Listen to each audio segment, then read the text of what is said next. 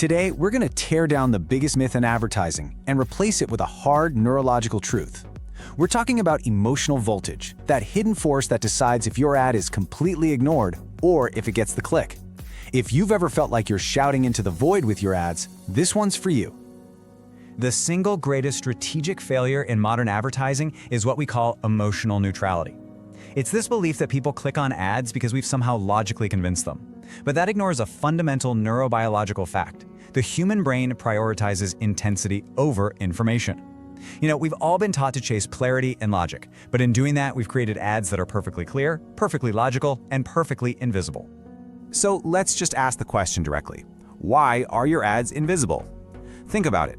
You pour all this time and money into crafting the perfect message, you highlight the most compelling features, you target the exact right audience, and still it gets scrolled past in less than a second. It's not a failure of your logic, it's a failure to understand the brain's first line of defense. And that defense system is ruthless. It filters out 99% of all the sensory information hitting you right now. Now, this isn't a glitch, it's a critical survival feature that's been honed over millennia. To save energy, your brain is on a constant mission to ignore absolutely everything that doesn't feel urgent or important. In the world of the infinite scroll, we call this digital autopilot. And your ad, well, your ad is its #1 victim. And this leads us straight into something called the information trap. And here's the central paradox, the crazy part. The more you pack your ad with valuable information and clear benefits, the more you're actually signaling to the brain that you are part of that 99% of ignorable background noise. You think you're helping, but the brain's limbic system just flags it as more data to throw out. Look, for decades, the assumption was simple. Clarity wins. If we just make our message logical and easy to understand, people will pay attention. But the neurological truth, the reality, it's that intensity wins. The brain isn't some computer just sitting there waiting for data. It's a survival machine, and it's scanning for signals. It doesn't connect with raw information. It connects with signals that carry an emotional charge. So, if being emotionally neutral is the problem, the only real solution is to start engineering an emotional charge. And this brings us to what we call the voltage spike blueprint, a systematic way to charge your ads for action. So what is this voltage spike architecture? At its heart, it's a system built for one purpose: to replace that safe, neutral marketing with high-arousal emotional stimuli. The goal here isn't just to be seen or understood. No, the goal is to create a message so emotionally charged that it triggers an instinctive, almost reflexive click. It's about making your ad a biological priority.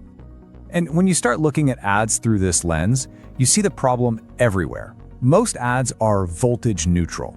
They use safe, descriptive language like, "Our software is efficient," or "We use high-quality materials." I mean, these statements are logical, they're true, but they have zero emotional charge. To the primal decision-making part of the brain, they're basically just white noise. And we see this in the data. There's often this inverse relationship between how much information you pack into an ad and its click-through rate. Why? Because those information-heavy ads, they're talking to the neocortex, the slow, analytical part of the brain. High-arousal ads, on the other hand, they take a shortcut. They speak directly to the fast, automatic emotional centers that are hardwired for an immediate response. Okay, so this is the big question, right? We have to consciously increase the emotional charge. But how do we actually do that reliably, system by system? This isn't about guesswork or just being louder. It's about engineering, and it's a blueprint built on 3 core components. Here's the 3-part process. First, you establish what's called high-arousal polarity. Second, you deliver that charge with visceral visual spikes. And third, you strategically frame the click as a form of discharge. Let's break down each of these powerful steps. All right, part 1. And this is the absolute foundation of everything: high-arousal polarity. What this means is your ad has to abandon the safe, comfortable, and totally invisible middle ground. To create voltage, you need 2 poles. You have to pick an emotional extreme, either something profoundly positive or profoundly negative, to create that tension you need to get noticed. Just look at the difference here. The statement, "Our software is efficient," is dead center. It's voltage neutral. It's forgettable. But compare that to the poles. On the negative side, you can create tension with pain and fear. Is your slow site killing revenue? Or on the positive side, you create it with aspiration and awe. The future of productivity is here. Both of those generate a powerful emotional jolt that the neutral statement just can't touch. Okay, so you've created the emotional potential with your words. Now, how do you deliver that jolt? That's the job of the visceral visual spike. If your text is the electricity, the visual is the copper wire that delivers that voltage straight into the user's brainstem. The right image completely bypasses analysis. It triggers an immediate neural firing. It's a biological shortcut to attention. So what does a visual spike actually look like? Well, it could be an image of an intense facial expression. Our brains are hardwired with mirror neurons that make us feel what we see in other people. It could be a jarring use of extreme color contrast that makes it physically impossible to ignore. Or it could be an image that just violates expectations, something surreal or out of place that forces the logical brain to just stop and ask, wait, what am I looking at? Each one is a tool to break the scroll. And this brings us to the final piece of the puzzle. We have to reframe the purpose of the call to action. See, when you've successfully created that emotional voltage with charged language and a visceral visual, the user is left in a state of heightened psychological tension. In that context, the CTA is no longer a polite request. It is engineered to be the release valve. The click becomes the necessary and, honestly, satisfying ground for the charge you've built. Clicking provides relief. So when you put all three of these steps together, what happens? You get neural prioritization. By engineering the ad with this architecture, you're essentially hacking the brain's filtering system. You are flagging your message as urgent and important. And the click, it stops being a slow, considered choice and becomes a fast, instinctive, and predictable reaction to the emotional voltage you just created. Now, this might sound like some slick marketing trick, but it's not. It's deeply rooted in the fundamental operating principles of the human brain.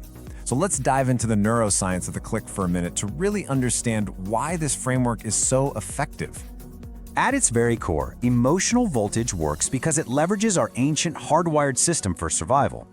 For hundreds of thousands of years, our brains have been fine-tuned to prioritize high-intensity signals. A sudden movement in the grass, a loud crack of thunder. These signals could mean a life or death threat or a rare opportunity. Your high-voltage ad is just tapping into that exact same primal interrupt system. There's a specific psychological mechanism at play here, and it's called affective priming. This is a really well-documented phenomenon where an initial emotional jolt, that's your voltage spike, radically changes how we perceive and process all the information that follows. By leading with a high arousal emotion, you prime the user's brain to see your product not as just some abstract data, but as the immediate, urgent solution to the tension that emotion just created. Now, to get a bit more scientific about it, we can use a framework known as the VAD model, which maps out emotional responses. But for our purpose, for driving action, one dimension here is king: arousal. Arousal is simply the intensity of the emotion, everything from calm all the way up to excited. And arousal is what unlocks behavior. It's the key. High arousal emotions like fear, anger, excitement, and awe, they're neurologically linked to readiness and immediate action. They literally prepare the body to do something. And in stark contrast, low arousal states like contentment or calmness, well, they lead to passivity. The entire goal of the voltage spike architecture is to intentionally push your ad out of that passive low arousal zone and into the high arousal zone, where action becomes almost inevitable. Okay, we've covered the why and the what. Now let's get practical. Let's talk about the how. This brings us to application for mastery, and a simple but really powerful tool called the Neutrality Audit. So this is the moment we translate all these neuromarketing insights into actual results. How do you take your existing apps, the ones you're running right now, and systematically inject them with the emotional voltage they need to break through? The process is 3 straightforward steps. First, you perform the neutrality audit. Go through your ads and be ruthless about identifying every single word, phrase, and image that is safe, descriptive, or neutral. Second, apply the arousal multiplier. You systematically swap those neutral words for visceral, high arousal language. And third, anchor the visual spike. Make sure your main image is doing the heavy lifting and delivering that emotional charge instantly. Just witness how powerful a simple change in language can be. Save time with our tool. Okay, fine. It's descriptive, it's neutral, it has almost zero arousal. But stop the bleeding from wasted hours. That language is visceral. It evokes pain, urgency, the fear of loss. It has a high emotional charge and it demands your attention. That is the arousal multiplier in action. So how do you know when you've really mastered this whole thing? It's actually pretty simple. Mastery is achieved when you can see a direct, measurable correlation between the intentional emotional intensity of your ads and their click-through rates. You're not guessing what works anymore. You are proving that emotional voltage is the primary driver of attention for your brand. All right, let's zoom out for a second, because I want to leave you with the single most important insight from this entire system. This is the final thought that should really change how you think about communication in a world of infinite noise. And here it is. This is the great paradox. In a high-noise digital world, the most rational ad you can possibly create is the most emotional one. And why is that? Because it's the only type of ad that rationally accounts for the biological reality of how human attention actually works. It's the cold, hard logic of our brain's ancient prioritization system. To be rational is to be emotional. So let's just quickly recap the 3 fundamental principles. First, stopping the scroll is an emotional reflex, not a logical choice. Second, only high arousal states have the power to break through the brain's filters. And third, the click isn't just a button. It's a psychological discharge for the tension your ad successfully creates. And I want to end on this one thought, which really flips the whole script on marketing. The best marketing doesn't push people through a funnel with a bunch of facts and features. No, it pulls them toward value.